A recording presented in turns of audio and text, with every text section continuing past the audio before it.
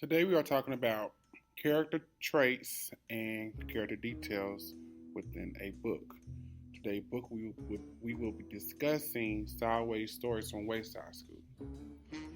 So first let's start with character traits. To identify character traits, think of the following. What does the character say or do? What does the character think and feel? How does the character look? What do the other characters think about the character? What does the character make you feel? How does the character make you feel? So when you are reading this novel, think of different things, how to identify a character. What adjectives, what words, what sentences would you use to describe a character? So, speaking of adjectives, I have a list of adjectives for you to look at. You can say the character is dependable, careless, angry, upset, mad. It depends on what the story is telling you, how the character is feeling or looking at in that chapter. So, we're going to talk about character profile. At the end of this lesson, you would choose a character and do a character profile. So, as you can see here, it's a female one. And it basically asks you what does your character say to show her personality or his personality. It asks you, it's a visual for you, so you can answer the question. So you're actually going to draw it out, put the person's name on it, and you're just going to pick a character and do a profile on a character. So now you can be an investigator for finding character traits and details. So when somebody asks you about a character or a book, you are able to tell details within a story. So as you can see, we're going to talk about Sideways Stories from Wayside School. And here is a video of me teaching and reading a chapter from Sideways School.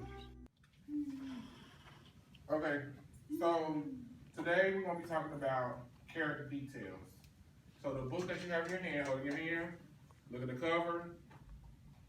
You see an old lady, and you see 3 students in the math book. You see that? Yep. So the book that we are reading, I'm gonna read a couple chapters to you, because they are very short. They are short stories. It's the book called Sideways Stories from Wayside School. To give you a brief background of the book, Sideways Stories from Wayside School is about a school that's bigger than this, like a skyscraper. Like you have to take an elevator to get to a classroom. Well, the school is built wrong. So there's only one floor for so many students. And when I read the first chapter, it's going to tell you why the school is built wrong. So we're going to frequently take pauses to talk about characters. And when I ask you a question about a character, I want you to give me the details. Because as you are reading, you are looking for certain things that pops out to you. Understand? So when you write, if I ask you to write a journal topic about something, you should give me details. Details tell you what you are talking about. So for instance, we were talking about turkey, 3 recipes using turkey. I need details to know what goes with the turkey. What do you use for the turkey? Understand? So we talked about that earlier, right? Okay. So if you flip to page 1 when it says introduction. Page 1 when it says introduction. All right. Put your finger on the first word. So I know that you are following along. The first word you see is this. Is that correct? Okay. We're about to start. This book contains 30 stories about the children and teachers at Wayside School. But before we get to them, there is something you ought to know so that you don't get confused. Wayside School was accidentally built sideways. It was supposed to be only 1 story high, with 30 classrooms all in 1 row. Instead, it's 30 stories high, with 1 classroom on each story. The builder said he was scary. Hold on. The builder said he was very sorry. The children at Wayside like having sideways schools. They have an extra large playground.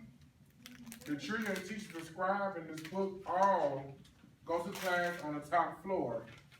So there are 30 stories from the 30th story of Wayside School. It has been said that these stories are strange and silly.